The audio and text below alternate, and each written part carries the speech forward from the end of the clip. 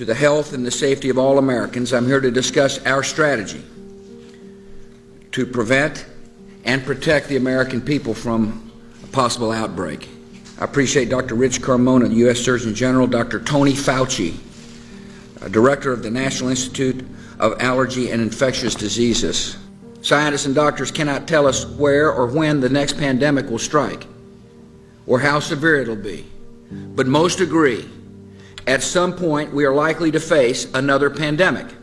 The virus has developed some characteristics needed to cause a pandemic. It has demonstrated the ability to infect human beings, and it has produced a fatal illness in humans. If the virus were to develop the capacity for sustained human-to-human transmission, it could spread quickly across the globe.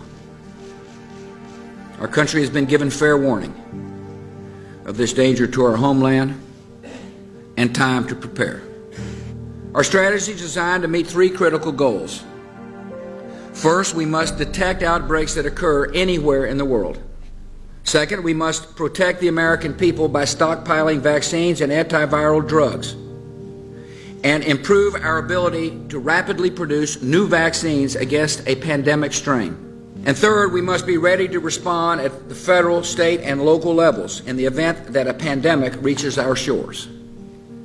And unlike storms or floods, which strike in an instant and then recede, a pandemic can continue spreading destruction in repeated waves that can last for a year or more. To respond to a pandemic, we need medical personnel and adequate supplies of equipment.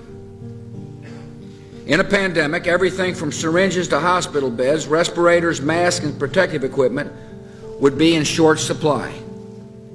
To respond to a pandemic, the American people need to have information to protect themselves and others.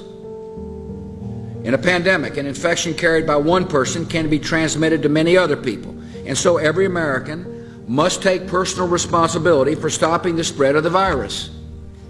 By making critical investments today, we'll strengthen our ability to safeguard the American people. In the awful event of a devastating global pandemic, and at the same time, we'll bring our nation's public health and medical infrastructure more squarely in the 21st century. Leaders at every level of government have a responsibility to confront dangers before they appear and engage the American people on the best course of action. There is no pandemic flu in our country or in the world at this time. But if we wait for a pandemic to appear, it will be too late to prepare. And one day, many lives could be needlessly lost because we failed to act today.